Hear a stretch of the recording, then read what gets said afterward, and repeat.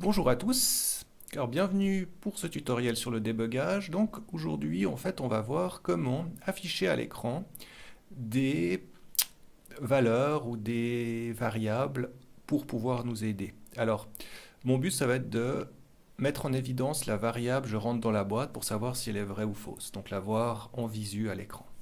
Alors pour le blueprint je vais simplement tirer un câble depuis le eventic entre le eventic et la branch et je vais simplement tirer un lien depuis la variable jusqu'à inString du printString. Et on voit qu'il est directement converti en une valeur lisible. Donc on utilisera ça pour la programmation CPP. Donc là, si on regarde, il faut juste que je recompile. Voilà, alors je teste. Donc voilà, false, dès que je rentre, alors j'étais un peu loin, c'est vrai, et je ressors, c'est faux. Voilà. Donc le module printString, on l'utilise très souvent pour afficher certaines valeurs à l'écran. Alors maintenant, on va se rendre dans la version CPP. Alors, la première chose à faire, c'est inclure ce qu'on appelle le engine.h. Donc il se trouve dans le dossier public. Donc je tape public / engine.h. Voilà.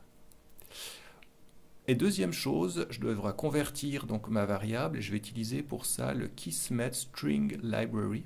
Donc Kismet / Kismet String Library.h. Donc il permet de convertir un booléen en string. Donc en string, en écriture en gros. Alors comment est-ce que je vais faire mon débugage? Donc je vais aller dans le tick event et je vais faire, donc la première chose c'est taper if gengine. Donc si il existe, je vais faire appel à lui, donc au gengine. Donc je vais taper gengine, opérateur flèche. Et donc la fonction s'appelle add on screen debug message. Voilà, alors je dois rentrer un certain nombre de valeurs. La première c'est toujours -1, pas de question à se poser. Ensuite la suivante c'est la durée d'affichage. Donc je vais mettre 1 seconde pour chaque affichage. Et ensuite, je dois déterminer la couleur de mon texte qui va être affiché. Alors, je vais lui mettre par exemple un rouge. Oh, vous avez le choix des couleurs, vous pouvez prendre bleu, jaune, tout ce que vous voulez. Et pour terminer, je vais donc faire appel à ma uKismetString Library. Donc, il faut que je fasse appel à cette librairie. Ensuite, 2 points, 2 points. Et je vais utiliser le convertBool to string. Et je dois maintenant dire quelle variable booléenne, j'aimerais le transformer. Donc la variable booléenne, c'est je rentre dans la boîte. Et je termine par un point virgule. Voilà, je crois qu'on est tout bon. On va pouvoir sauver. Donc je rappelle rapidement, cette variable, c'est celle-là en fait.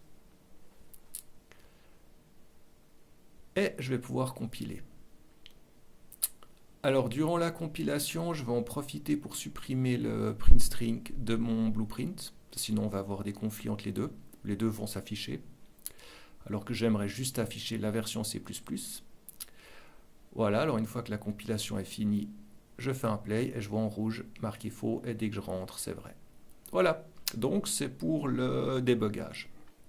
On utilisera ça assez souvent par la suite pour vérifier que tout fonctionne bien.